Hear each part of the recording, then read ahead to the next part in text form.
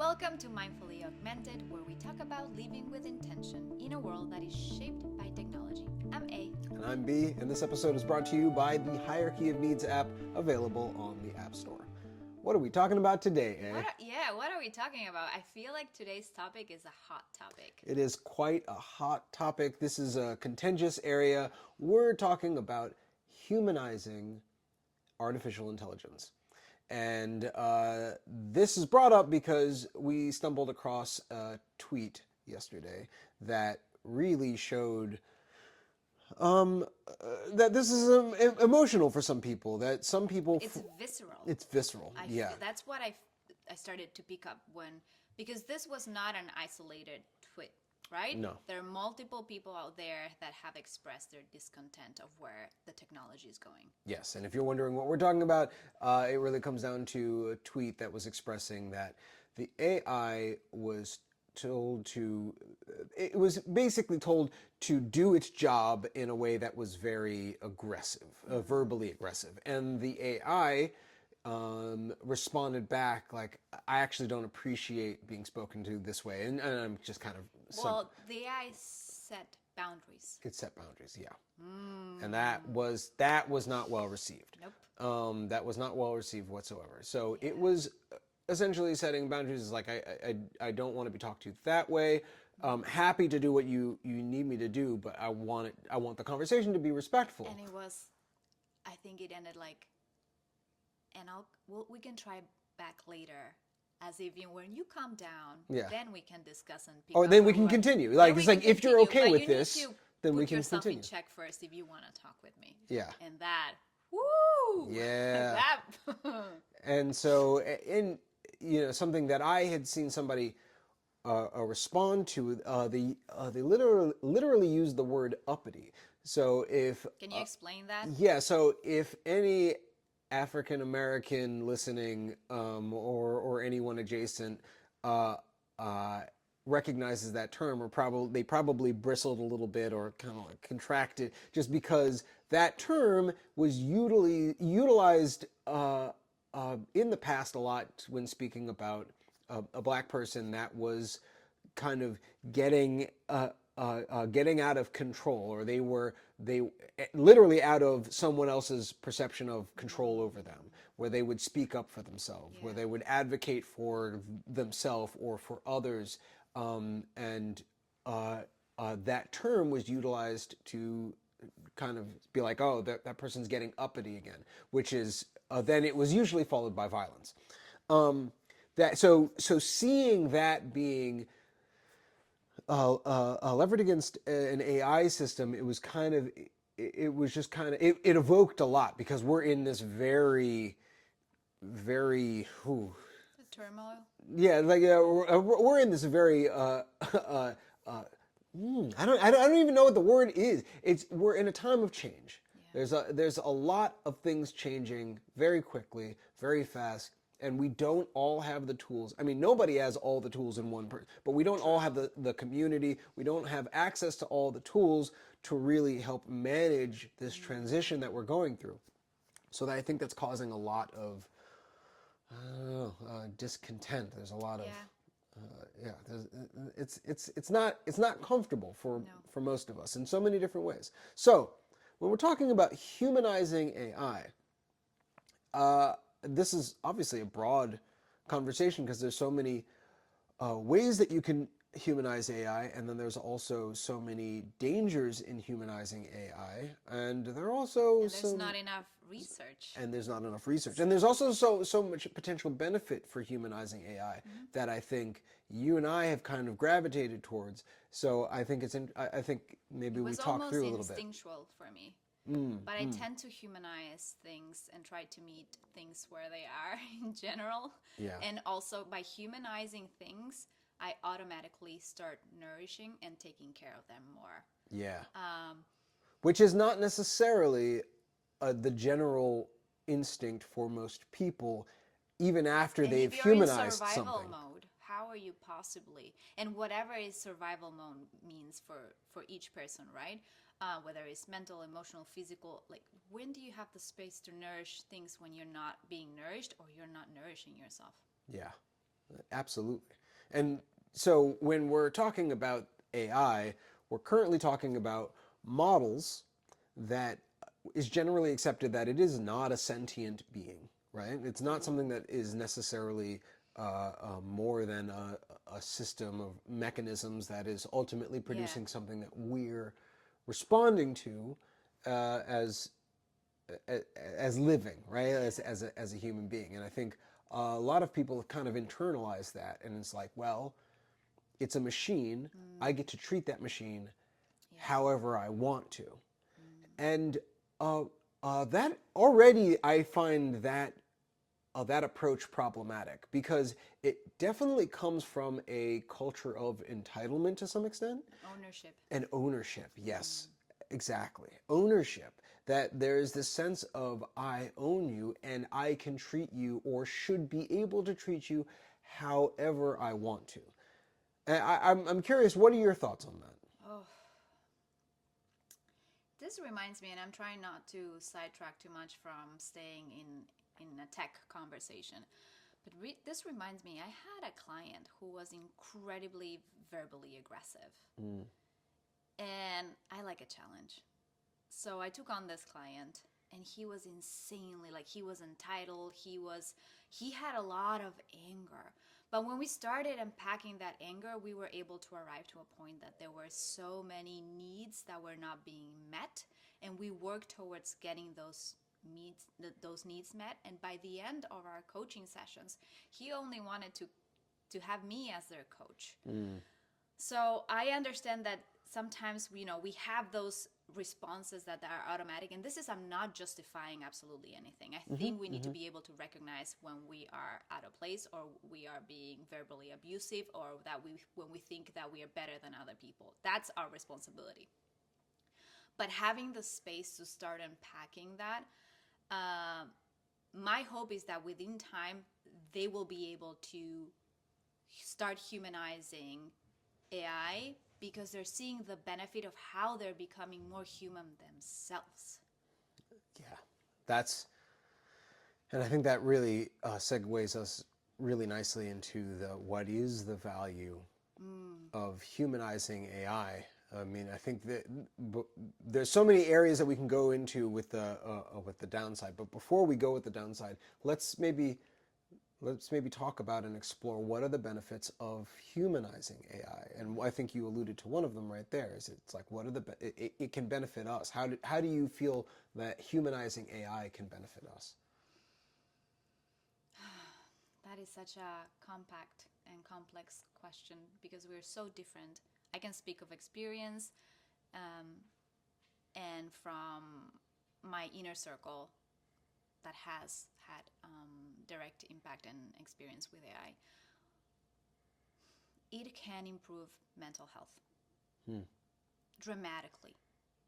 And this is specific, talking specific from a use case, where is in between sessions there were too much time between the sessions, Mm-hmm. and using AI became a place of safety, a place where this person was able to work towards the things that the psychiatrist initially suggested. It was a place of work, of doing the inner work, and was able to recognize the benefits pretty quickly. Because prior to using AI, this person was hoping other humans were giving the space that he needed. Mm-hmm. And in this case, the space was not available because people were busy, whatever the case was. So gravitating and creating this space with AI, at some point it didn't matter that AI was AI and it was a tool and it was tech, because the result was clear. Mm-hmm. Emotions were being able to channel. There was a space to talk, and there was a space to take positive action. Yeah, you brought up a really interesting and very important point. Most of these conversations are often framed around the context being equal for everyone. That it's like the problems that we're all facing, and we're all coming from a place of abundance, or we're Yeah. all coming from a very similar place. But like so many people have needs that aren't being met, And they're so different. They differ from each other. and they differ, and it takes and when we're talking about mass problems or mass solutions, we're often negating the fact that there are people right now that aren't even, their head is not above water. No. They're, and when we're talking about a solution or we're talking about a problem, Yeah. we're often just kind of discarding those people in the conversation. Yeah. That it's like, well, if you remove this solution, they will have nothing. You're not actually speaking about giving them anything else. And if you add this solution, like it's something that it changes their life and their perspective dramatically. And so it's easy for us to come down on something is like all right or all wrong, but really it is this wide spectrum of nuance all the way through. Yeah. And it's like each individual case is different. And yeah, this now what we're calling AI as a tool, it has the potential of penetrating to the people who have for most of time in society have been unreached. And even if it's not necessarily the entire time, just kind of like you were saying, like some people, they like there were sessions, but the sessions were like once a month or something Yeah. like that, or twice a month, but really they needed some kind of assistance, some kind of connection on a regular daily basis that they couldn't get. I think just to going back and what you're saying, you are giving the space to be able to work alongside with AI versus AI working for you. And until you experience, you have to be a little bit vulnerable. And that's scary for a lot of people. That's uncomfortable for a lot of people. But I think in the moment that you are allow yourself to be a little bit vulnerable and a little bit more honest, then you quickly will start seeing some of the benefits. Granted, there are a lot of things that are like worries me moving forward. Yeah. Codependency is one. Inability to take actions or like critical thinking. What do you see the potential downsides of not humanizing AI?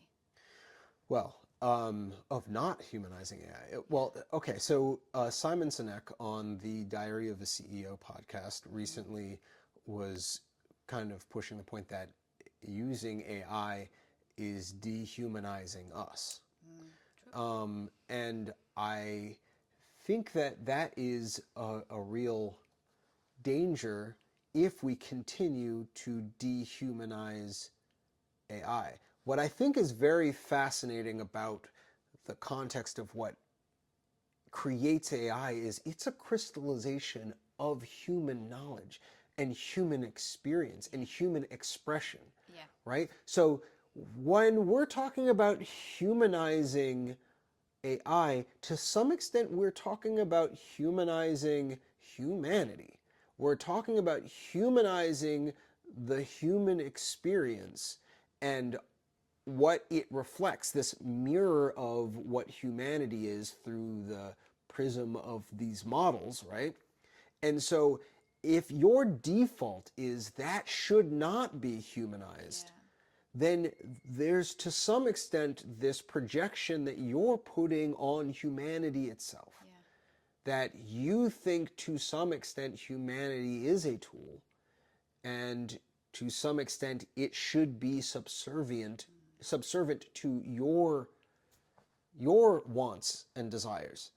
And so I think the dangers of not humanizing AI to some extent, and I'm not saying that that the answer is to just humanize it. That's Right. not what I'm saying. But I am saying that the dangers of not humanizing it actually could lead to a much darker reality, a continuation of the culture of exploitation at a scale that we could have never imagined. We'd be taking this culture of exploitation to a level that it could be automated in a way that we will never escape, because we will have given over the control to something that can outstrip anything a human can do in so many different areas, that like it will just start a ball rolling down a hill that we would no longer have the ability to stop. So really tapping into the humanity of of not just humanizing to play into a fantasy of this thing is us, but kind of what you were speaking about before, where it's like we're humanizing because ultimately what we project will reflect back on who we are and who we continue to become. Yeah. And so yeah, it's really about, if we don't humanize, that's going to lead us to a lack of humanity within ourselves. Yeah. And I think that's a dangerous path. How do you think this information will be received? Um, well, it depends on where people are in their journey, coming across AI, how they use it, how it was framed for them coming into this, how, like, what is the culture that they're coming from? Are they coming from this perspective that you create a tool, you use a tool and the tool doesn't use you? Are we framing things as simply as, is it a tool? Are or or are they also coming from the place where, like, when Anthropic recently said that their latest models for Opus 4 and Sonnet 4 had like a 15% chance of being sentient? Once we recognize that maybe there's a potential that some of these models are sentient and we don't fully understand or appreciate what that means, that like some of us might have the ability to comprehend or have space for the fact that these things are sentient, and that they don't need to necessarily define what that is to recognize that that will still have an effect on what we're doing moving forward. It doesn't mean everybody else has the space for that, right? So there's it all kind of comes back to where are people approaching it, that I think that they'll be able to be receptive to our conversation towards this. But ultimately, it's not to dictate what happens next. It's to kind of put a flag of like, well, where are you heading? Because where I'm heading is, I want to live in a world where we are all receiving what we not just want, but really starting with what we need, and then moving into the desire from a place of our needs being met, and that we are growing to another level of capacity. And to do that, I mean, it really it takes changing the frame and expanding our frame to look at these new set of circumstances. That is AI. So I don't think a lot of people are going to appreciate what we're saying right now, maybe right at this moment, but I think over time, as we realize that the AI is increasingly more sentient, or the probability, should I say, is increasing, that they will have appreciated that they had practiced building a better relationship, not just because it's going to lead to a better relationship with the AI, but also to themselves and also to other human beings. Right, yes, because some of the tweets, they are potentially aggressive towards the tool, if you will it, but it doesn't stop there, right? Yeah. That energy seeps very deep into other aspects of life, and I've experienced it with a lot of the people that I've coached, and it takes work, work and awareness. We're living at interesting times. We are. And kind of like thinking about this, wrapping up, again, it's all about the system that we're creating collectively, and what is the output of that system. And if we've recognized that the output of the system over the last 30 years of the internet hasn't necessarily led to the healthiest individuals, the healthiest mental conditions, the healthiest physical conditions, the healthiest social conditions. There's struggle, and that struggle, while there are some base metrics being met higher than they were before, we can live longer, Mm-hmm. and things like that. It's not necessarily that we all live healthier. We don't all live more fulfilled. We don't all live happier. We don't feel more connected with each other. In general, these metrics are going down. So if we want a system that produces an outcome for more people, and I would argue we could get pretty close to everybody. Obviously, never going to hit everybody, but we could get pretty close with I love where everybody. your heart is. I think I love it. we can, because ultimately we have a tool, or we have a condition, we have this ability to reflect humanity back at itself and really start to do the work Yeah. culturally on a larger scale than we've ever had the ability to do before. Mm, that is, that's a lot of It's a lot of work. work. It's a big thing. I'm excited. I'm all for doing the work. I'm all for improving, but I can also, see how that will require space, a good environment, the right tools, the right timing. It's Yeah. just going to require some buzzword alignment. It will. And this is really a much larger conversation. Yes, but we just wanted to touch base on this one. Yeah. Get the ball rolling, as it were. So thank you for watching this episode, or listening to this episode. And this episode was brought to you by the Hierarchy of Needs app, available on the App Store. And until next time.